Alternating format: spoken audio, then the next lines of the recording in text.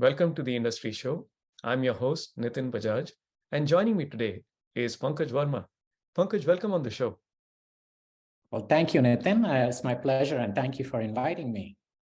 Pleasure is all ours. So let's start with the big question. Who is Pankaj? So I will give you two definitions. There's a physical and a more recent spiritual definition.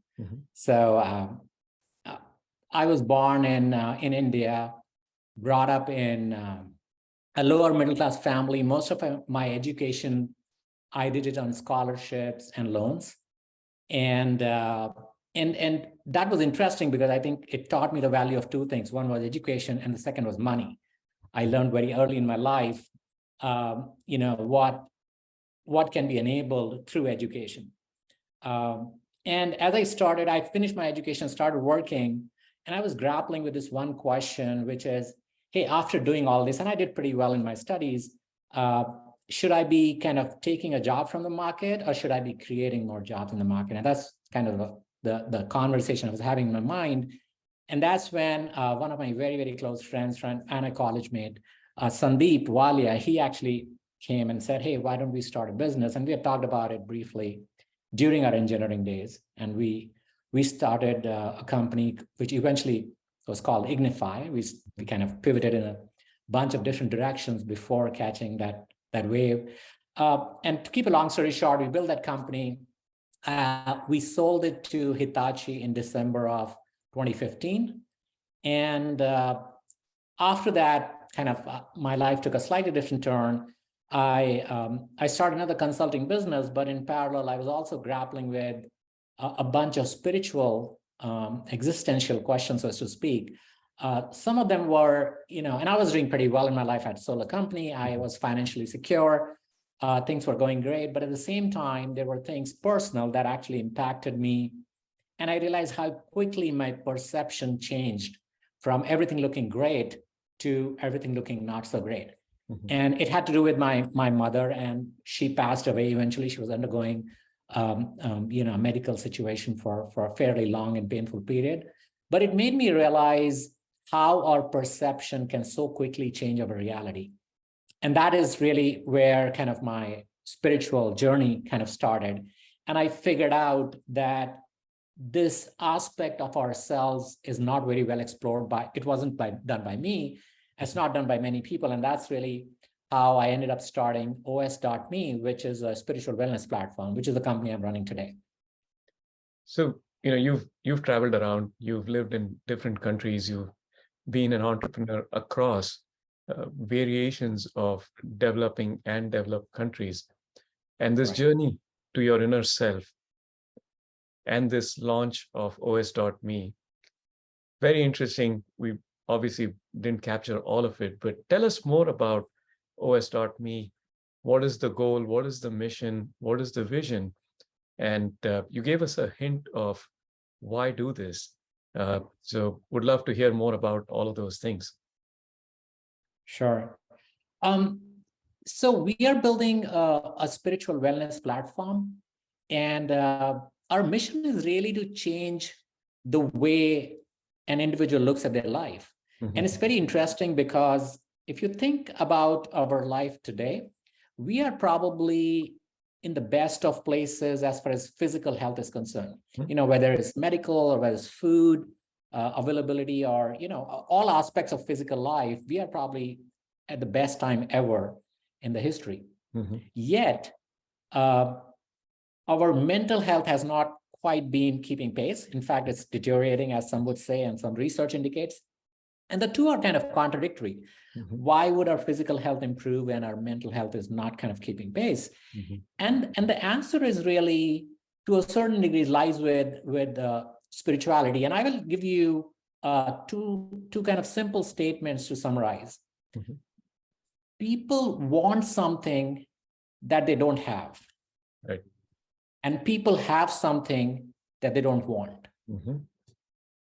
And I think between this want and have is the entire spiritual equation, right? So the reason we are seeing some of these challenges is because of these two statements, because while we have figured out how to physically keep ourselves healthy, I don't think they have really figured out how do we handle this want and have kind of equation, and how do we look at life? How do we look at situations in our lives in a manner that is healthy for us? And that is really what a spiritual wellness platform is. So our goal is to really change that perception. We want to enable individuals to change that perception. I mean, there are multiple ways of looking at these things, and how do you look at it in a spiritually healthy manner? And today there are a variety of ways, and there are many gurus and spiritual practitioners, and they're available. What we want to do, and in a way, our goal is to democratize this process, to make it accessible to everyone, to ensure that you don't have to spend a lot of money and take maybe a couple of weeks off your work to go on a retreat and then maybe learn some of these, right? Which is available today, but I believe the entry barrier is too high for normal population. So that's in brief what OS.me is, from a mission and goal perspective. So this is a recent journey for you. But give us a sense of the size and scale, and more importantly, the impact you are hoping to create with this. Right. So we've been around for about a little over 12 months. So we're still in the nascent stage. Right. But in the 12 months, we have built a community of about 30,000 members, out of which about 5,000 paid members. Our revenue run rate as of now is about $250K per year. It's just been a year. So that's really pretty impressive numbers. Well, thank you. Thank you. In terms of impact, though, there are, since we are trying to do things at an individual level, I would probably share some stories. Yeah. So we have a member who was actually on medication for depression, and he has been off medication for last 6 months. He joined very early, and he shared everything that he was going through, citing what medications he was taking and what these medications were doing to him. And he was not really liking it a whole lot, the effect of that. He had a family, he had a kid and everything. And the community came in his support.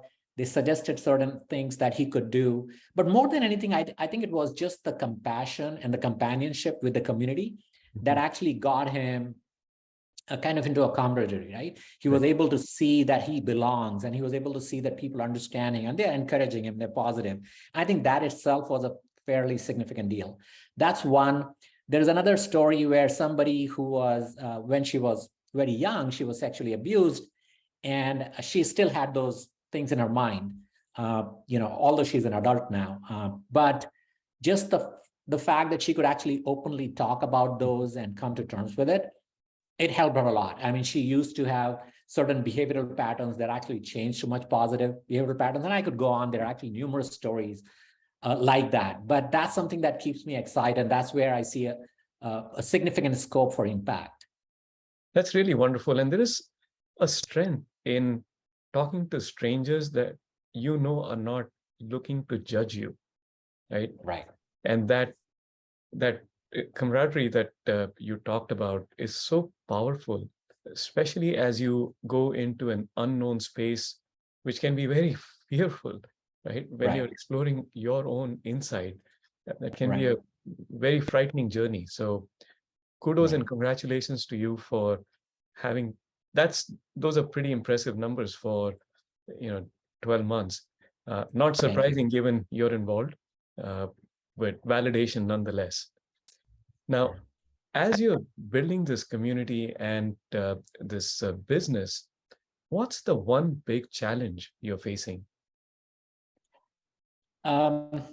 It's interesting that you asked that question. I think the big challenge we face is actually religion.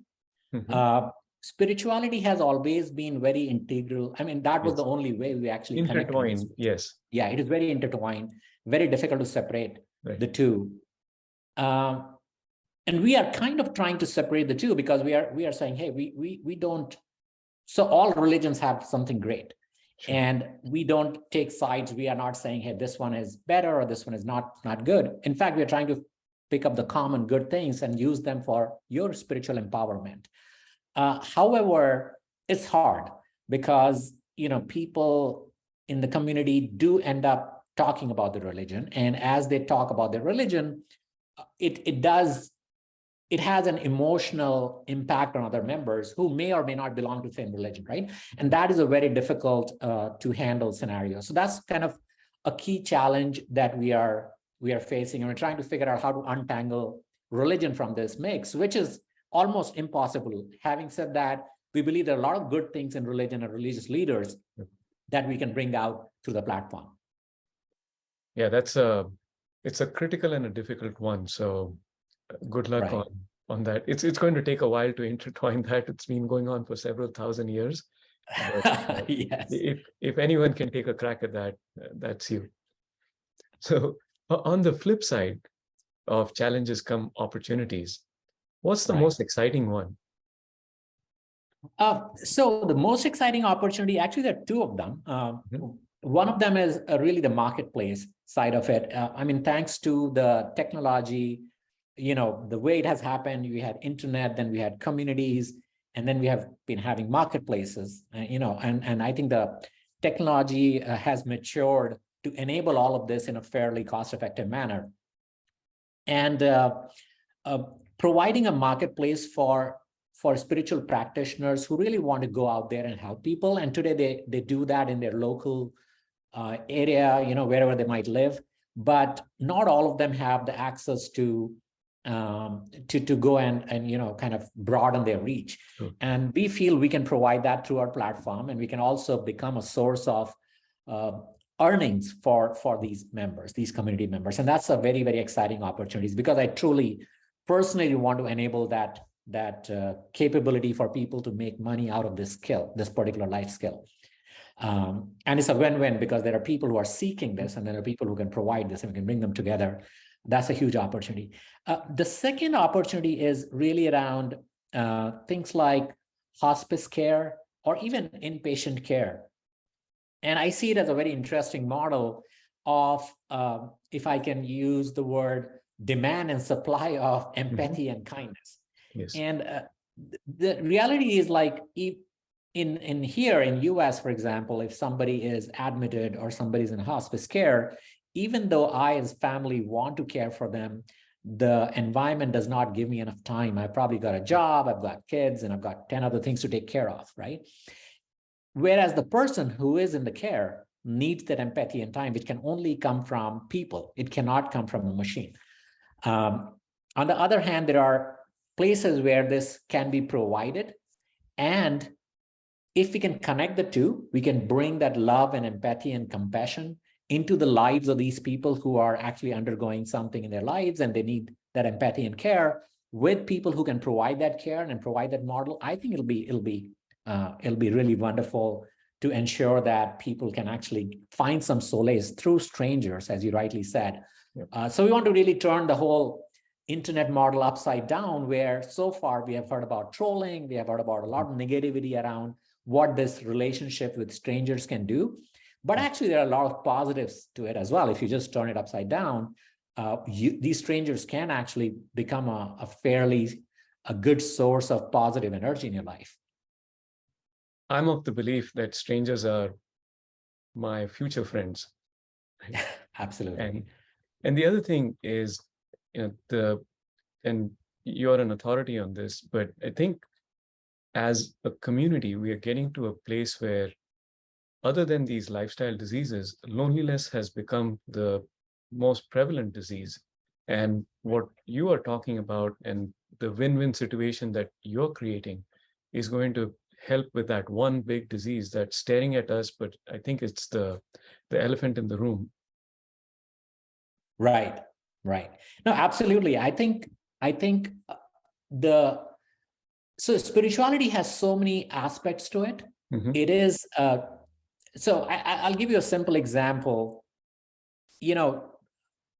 I was expecting a promotion. I go to office, I don't get a promotion, and somebody else gets a promotion, and I'm upset, right? I come home and let's say, there's a nice dinner that has been prepared and the family is really thinking that I'll spend time with them, but I'm upset and I don't pay attention to them. If you think about it, really my perception is so centered around that one promotion incident that I've kind of forgotten the rest of the reality that is existing. And it's very commonplace. It happens, talk about road rage, right? The same thing. You're going happily, somebody cuts you, and suddenly everything goes haywire, right? And we live from moment to moment without appreciating everything else that is in front of us. So true. We all are guilty of this mistake. Yes. Right? Only if we can change our perception and appreciate what is in front of us, I think the quality of life in general of ourselves as well as people around us will improve. And that's like very, very basic of spirituality 101, if I may Yes. call it so. Yes. So as we look in the future of what you are creating, I want to take a moment and look in the rearview mirror.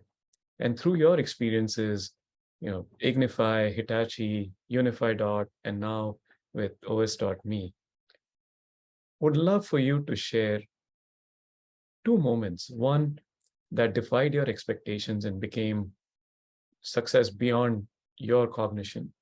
And another example that did not work out to your expectations, was a failure and became a lesson.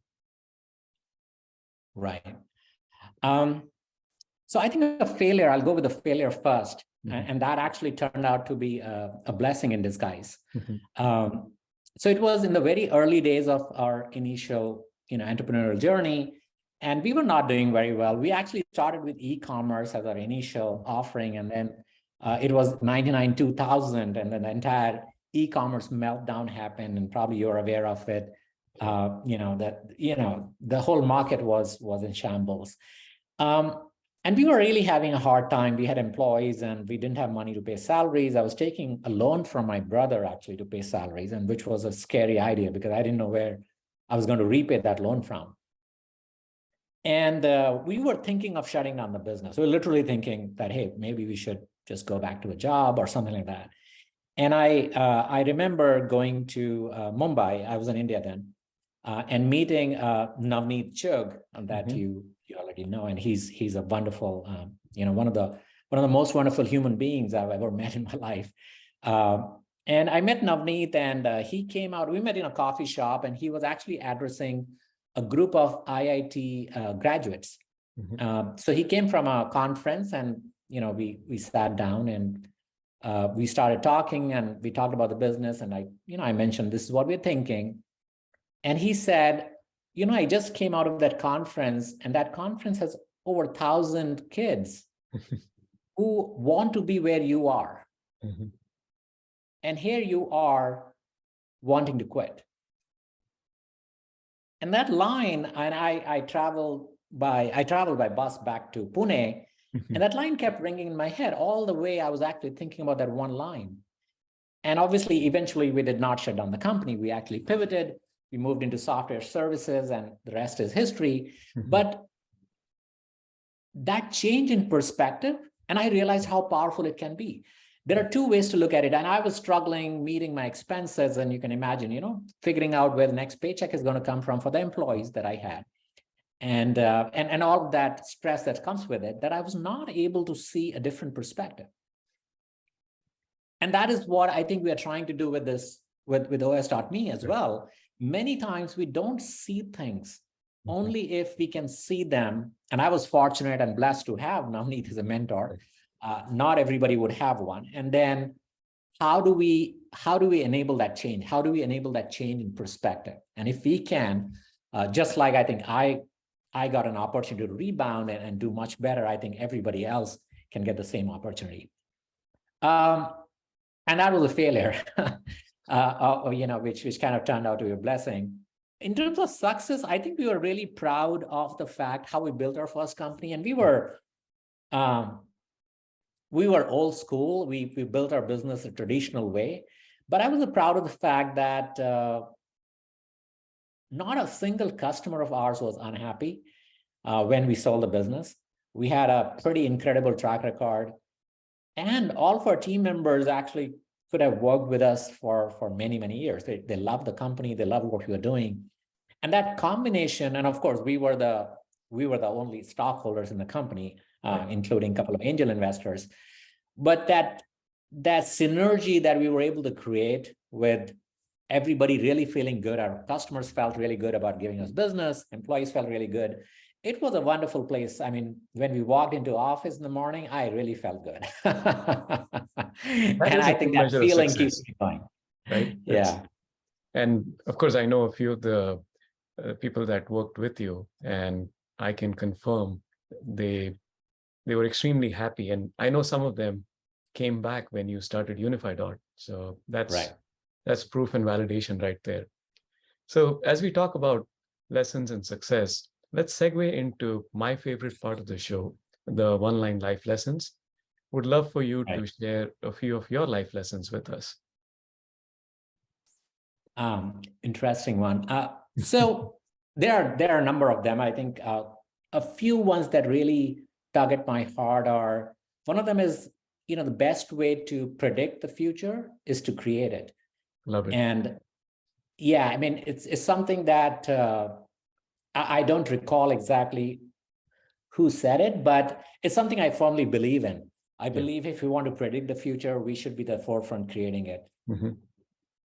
Then there's something Mahatma Gandhi said, who is actually one of my life life guides, so to speak, Yes. uh, which is our greatest ability as humans is not to change the world, but to change ourselves. Yes. And we can't change the world or change others unless we change ourselves. True. And for me, this entire spiritual journey has been a lot about changing myself. Mm-hmm.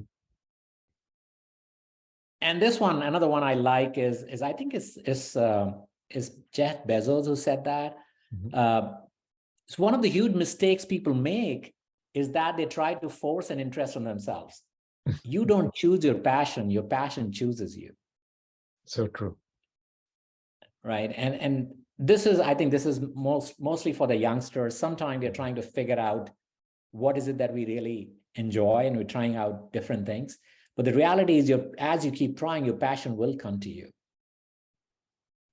And this one actually I found from your website, which is life gets easier when you laugh at it. And I love laughing is something that I really enjoy. And I do fully believe that we should all laugh a little bit more. And I think those are the ones that, and those are some of the ones actually that really resonate with me and I kind of help me on a day-to-day basis. Pankaj, thank you so much for sharing those life lessons and also your journey and story. Congratulations again on your third successful, I wouldn't call it a startup, third successful launch. And I know this one will be as successful, if not more, as your previous ones. We wish you all the luck and would love to bring you back on at a future time and talk about more of these stories that you are bringing to life. Thank you once again. Thank you, Nitin. Thank you. And it was absolute pleasure. And thank you for doing what you do, which is, you have been an incredible person helping in a variety of ways, which I know through the years. So thank you for everything you do. Thank you.